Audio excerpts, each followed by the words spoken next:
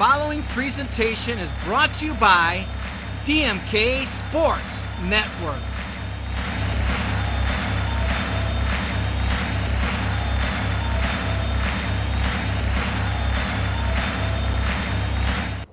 Hi gang, this is Danny K for DMK Sports Network. I am at Mercy Health Stadium in Avon, Ohio, home of the Lake Erie Crushers, a Frontier League ball club. Now, all season long for 2023, DMK Sports Network will be interviewing the managers, coaches, players, and fans. Also, we'll be featuring monthly promotion, giveaway, special events, fireworks, and much, much more. So stay tuned to our Facebook page, DMK Sports Network, for all the details.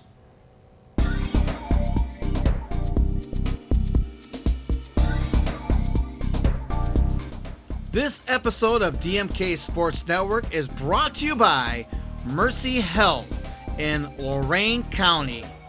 Also by the Lake Erie Crushers.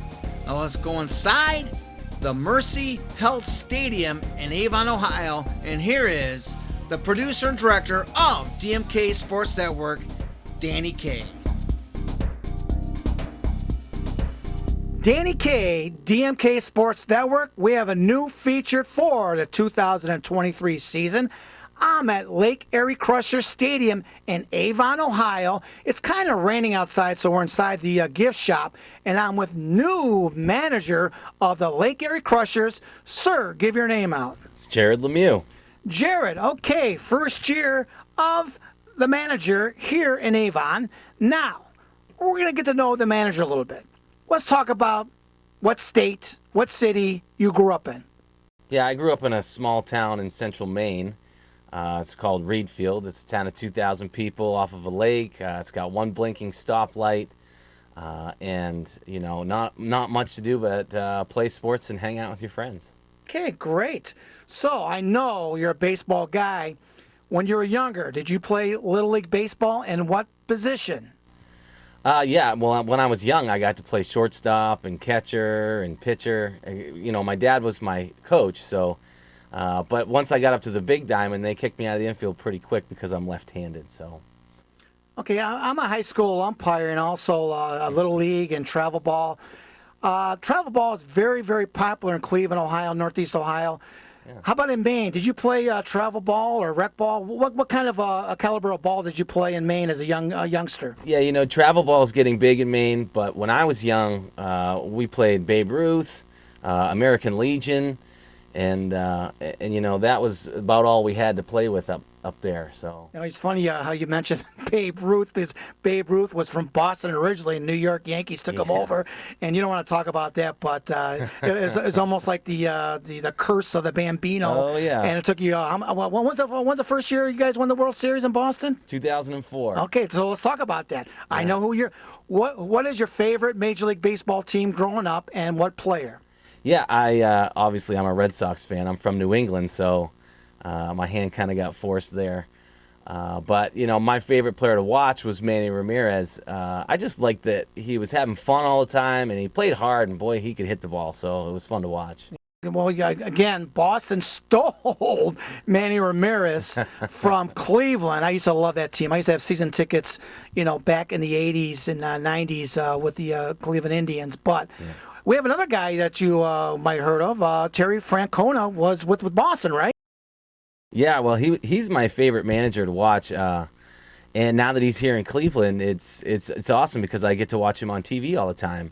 And I just love the way Terry handles himself and articulates his plan to his players. So they all really know what page they're on with him. And I just think that's really important, the communication between you know, a manager and his players. Yeah, I agree with you 100%.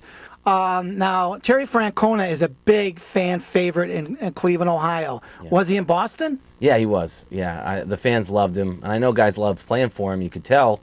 You know, we were sad to see him go, but now I'm kind of happy to see him here in Cleveland so that I get to watch him every day. Okay. 12, 13 years old, Little League World Series. Did you ever participate in that series or, into a team that kind of qualified for it? Yeah, well, when I was young, being from a rural area, we didn't have Little League. Some of the cities did, the bigger cities in Maine, but we had what was called Bambino. Bambino, right, from the Yeah. Babe Ruth, right. Yeah, so it was for the littler guys. But, our teams were successful there. We, for 12 years old, 11 years old, we went to the state finals and things like that. And it was a lot of fun. It's Little League baseball. You're having a lot of fun just out there with the boys. That's it. I used to love Little League Baseball. Let's go into, now you grew up in Maine, and again, you're growing up. Now you're in the high school. High school, let's talk about the sports you were active in high school. Yeah, well, going to a small school, I was able to be pretty active, and they let me play a bunch of different sports. My second favorite sport was soccer, so I played that, and I played basketball in the winter because we couldn't play baseball, and then obviously baseball in the spring. And I like to golf and play pretty much any sport that anybody was willing to play with me. But not only sports, I was active in the musicals and the band and the chorus and things like that because there wasn't much to do, so you wanted to keep busy, and I just enjoyed being with my friends. Wow. Actor, singer, band. I played in band too. I wrestled and played in band. Nice. But DMK Productions, we do a couple of TV shows. I'm going to get you as an actor. How's that sound out in the off season? Whatever you need. That's great, Jared. All right, so you're going to college. Let's talk about your college and the sports you did in college. And where'd you go to college at? Yeah, so I went to Bowdoin College. It's up in Maine, in Brunswick, Maine. It's a Division III school in the NESCAC conference. I was able to play there as a starter for 4 years, and I went there because my coach, he trusted me to make an impact right away, and being able to start and play for 4 years allowed me to set some records, and our team actually did some special things and broke records as a group that still we hold today. So it's a lot of fun, and it was a lot of fun to do that. And I got a chance to be in an a cappella group, and I played the timpanis in the concert band for a year until I had to really focus on baseball. But again, small school allowed me to do a few extra things with my time, so I liked that. I'm going to talk to Tom about all those talents. I might do a talent show here one of these days, and you could do like 4 acts. Yeah. 4 acts and just entertain the people here at Crusher Stadium. Yeah. All right. I'll have to get the fun bunch involved. There you go. That's great.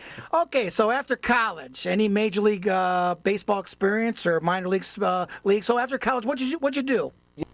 So I was able to play independent baseball for 5 years, 4 years in the Can-Am League, which now has merged here with the Frontier League, and 1 year out in Sioux Falls, South Dakota in the American Association. So I got to play my 5 years. I had a blast playing, and while I was doing that, I was also coaching and went to Springfield and got my master's degree in sport management. So tried to stay busy again in the off season and begin understanding that my future was less into playing and more into coaching. It was something I was really passionate about, so started pursuing that right away.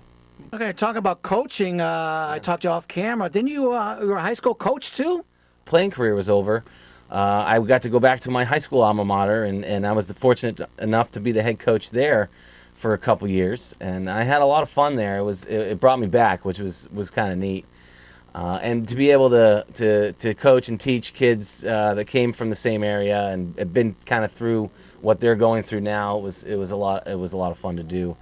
And then after that, I was able to get a head college coach job at Southern Maine Community College. It's a junior college in Maine, and did that for 4 years before jumping into pro ball.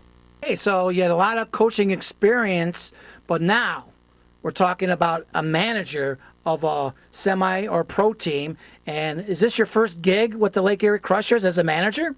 I've got 7 years of coaching experience as a hitting coach in the league, and but this is my first job as the manager. But I've had some pretty good mentors to lean on in my career. With Hal Lemieux, I was with him for 4 years up in Ottawa, and he's a legendary coach and manager, and he had done it for a long time. So it was really special for me to get that opportunity with Hal.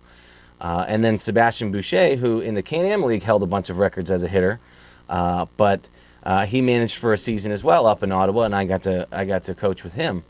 And then the last 2 years I was in New Jersey under Brooks Carey, who is a friend and mentor of mine, and you know, has had a successful managerial career and playing career when he was younger, and now with his help and you know, with the help of Tom and Jacqueline here, and they've been giving me this opportunity to be a manager, which I couldn't be more excited about. Let's talk about Tom. Did you get a phone call from him, or how did it all about that Tom offered you a job here? You know, he reached out to me when it opened up, and you know, I just, you know, immediately responded to him. You know, it was an email, and you know, the idea of coming out to Avon, I had been here as a visiting coach, and just so impressed with the organization, the facility, and the way they do things here. And so I absolutely jumped at the opportunity to come out here. Okay, that's end of part 1 of the interview with Lake Erie Crushers manager, Jared Lemieux. Join us on the next episode of DMK Sports Network for part 2 of the interview with Jared, the new manager for the Lake Erie Crushers. Also, we'll be interviewing his coaching staff and players. Once again, join us for DMK Sports Network Facebook page and like us.